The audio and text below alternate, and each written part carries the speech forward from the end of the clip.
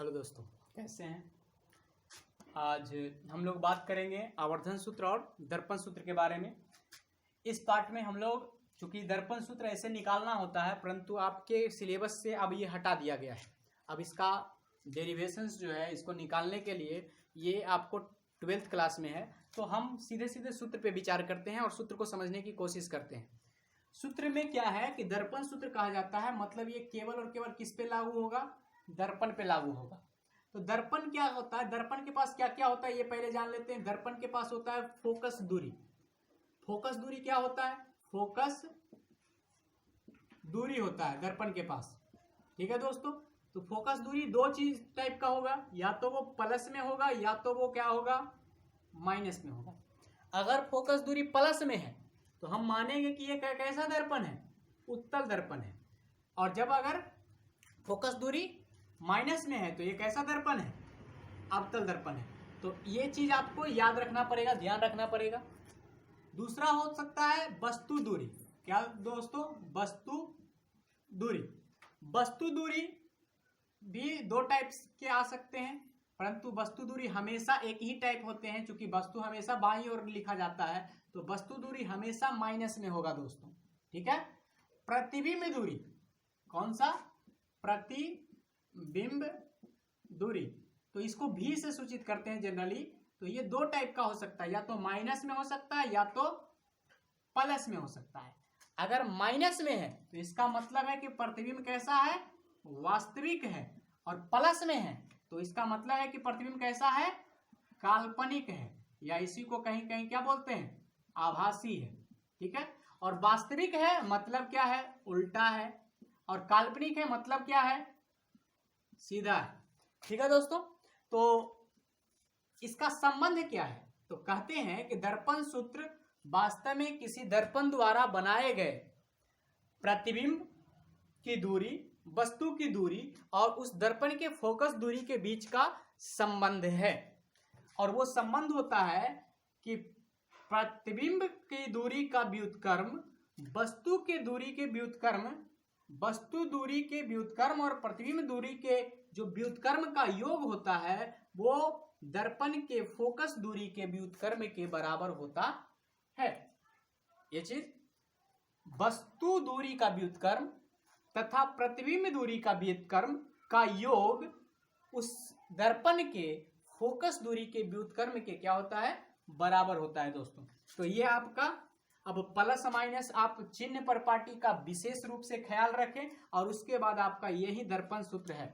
इसको थोड़ा सा अगर हम सीधे सीधे F बराबर निकालें तो आप कैलकुलेशन कर सकते हैं। ये क्या हो जाएगा दोस्तों, ये पलटी मार देंगे तो सिंपल, इसको अगर हम जोड़ करें तो EU भी हो जाएगा अगर LCM ले तो, और ये हमारा आ जाएगा V प्लस U ऊपर।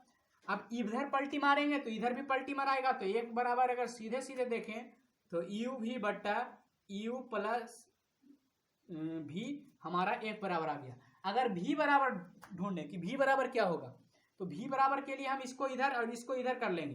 तो भी बराबर हमारा हो जाएगा UF बटा F माइनस U, और U बराबर क्या हो जाएगा, तो U बराबर हो जाएगा VF बटा F माइनस V। तो इस हिसाब से आप कोई भी चीज तीनों में से कोई निकाल सकते हैं। मूल रूप से हम इसी से ये तीनों सूत्र निकाले हैं। तो कोई भी दो चीज दिया रहे तो तीसरे का आप निकाल सकते हैं। और कभी कभी इसको आप पहले से ही जानते हैं कि F को हम R से भी संबंध ज्ञात किए हुए हैं। F बराबर क्या होता है, 2R बराबर होता है 2F। तो ये दो सूत्रों की सहायता से हम किसी भी न्यूमेरिकल को निकाल सकते हैं। आप इस चीज को ध्यान रखें, हो सके तो नोट डाउन कर लें। और ये चीज तो बिल्कुल कर लें कि जब प्लस में है या उत्तल बोल रहा है तो उसको हमको किस में लेना है, चिन्ह पर पाटी प्लस में लेना है कि माइनस में लेना है। अगर अवतल बोल रहा है तो उसकी फोकस दूरी किस में रखनी है, वास्तविक बोल रहा है तो किस में रखेंगे, काल्पनिक बोल रहा है तो किस में रखेंगे, ये चिन्ह पर पाटी आपको याद रहने चाहिए डायरेक्ट। अब आवर्धन क्या कहता है, आवर्धन का मतलब होता है जो वस्तु का प्रतिबिंब बना है वो कितना गुना बड़ा या छोटा बना है, मतलब प्रतिबिंब की विशालता को ही आवर्धन कहते हैं। क्या कहते हैं, प्रतिबिंब की विशालता मतलब प्रतिबिंब कितना बड़ा है, इसकी विशालता कितना गुना बड़ा या कितना गुना छोटा, उसी को हम क्या करते हैं, तो ये एक अनुपात है। क्योंकि हमें पता रहेगा कि कितना गुना हुआ, इसके लिए हम क्या करेंगे, जैसे 5 रुपया आपके पास है और वो अगर 50 रुपया हो जाए तो आप कैसे निकालिएगा कि वो कितना गुना होगा, तो भाग दीजिएगा कि 10 मतलब 50 में हम 5 से भाग देंगे तो हमें क्या पता चलेगा कि कितना गुना हो गया, 10 गुना हो गया। ठीक है, तो वैसे ही अगर हमको आवर्धन ज्ञात करना कि प्रतिबिंब कितना गुना हो गया, तो जो जितना गुना हो गया उसकी ऊंचाई, यानी प्रतिबिंब की ऊंचाई बट्टा बिंब की ऊंचाई अगर कहें, इसको कहीं कहीं हाइट ऑफ इमेज बट्टा हाइट ऑफ ऑब्जेक्ट के रूप में भी जानते हैं। और आवर्धन को मैग्निफिकेशंस इंग्लिश में करते, इसलिए इसको हम एम से नोट करते हैं। अब क्या हो गया, एच आई बट्टा एच ओ, मतलब हाइट ऑफ इमेज मतलब प्रतिबिंब की ऊंचाई, और हाइट ऑफ ऑब्जेक्ट मतलब बिंब की ऊंचाई यानी वस्तु की ऊंचाई। कोई अनुपात को क्या करते हैं, आवर्धन। चूंकि अनुपात का कोई मात्रक नहीं होता, अगर मीटर मीटर रहेगा तो दोनों कट जाएगा, सेंटीमीटर रहेगा दोनों कट जाएगा, इसलिए आवर्धन का कोई मात्रक नहीं होता। परंतु ये दूरी पे भी लागू है। मतलब कहते हैं कि प्रतिबिंब की दूरी, प्रतिबिंब दूरी और वस्तु दूरी के अनुपात को, वस्तु दूरी के अनुपात को हम क्या कहते हैं दोस्तों, हम कहते हैं।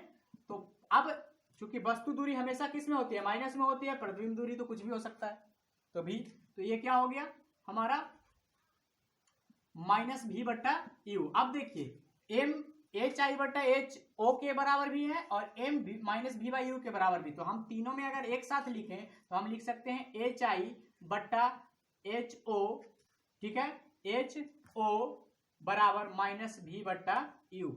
ये हमारा एक संबंध आ गया। यहां पे सबसे पहले एच आई की बात कर लेते हैं। अगर ये पॉजिटिव, इसका मान पॉजिटिव है, एच आई का मान पॉजिटिव है, या तो हो सकता है निगेटिव हो, ये चिन्ह इसके मान को क्या करता है कि अगर पॉजिटिव है तो मतलब ये सीधा प्रतिबिंब है, और निगेटिव है तो मतलब ये उल्टा प्रतिबिंब है। ठीक है दोस्तों। और एच ओ, तो चूंकि वस्तु हमेशा सीधा ही हम रखेंगे तो इसलिए ये हमेशा क्या होगा, पॉजिटिव होगा। तो पॉजिटिव का मतलब सीधा और निगेटिव का मतलब उल्टा। तो आप हो सके तो इस चीज को, चूंकि यहाँ पे हमने लगभग इस चैप्टर में जो भी न्यूमेरिकल के लिए आपको जरूरी है वो सारे तथ्य लिखे हैं, इसका स्क्रीनशॉट ले लें या इसको आप नोट डाउन कर लें, क्योंकि आगे हम न्यूमेरिकल बनाने वाले हैं। तो आपका पहला प्रश्न आता है, उस प्रश्नों को सबसे पहले आपको करना क्या है कि प्रश्नों को 3 हिस्से में, सबसे पहले आप ये पता कीजिए कि आपको क्या दिया हुआ है, दूसरा हिस्सा कि क्या निकालना है, और तीसरा हिस्सा क्या लगाना है। ये 3 चीज अगर आपका पता है तो आपको कभी भी दिक्कत नहीं होगा। तो चलो दोस्तों, हम इन सारे सूत्रों को और इन सारे चीजों की मदद से कुछ प्रश्न बनाते हैं। ठीक है दोस्तों।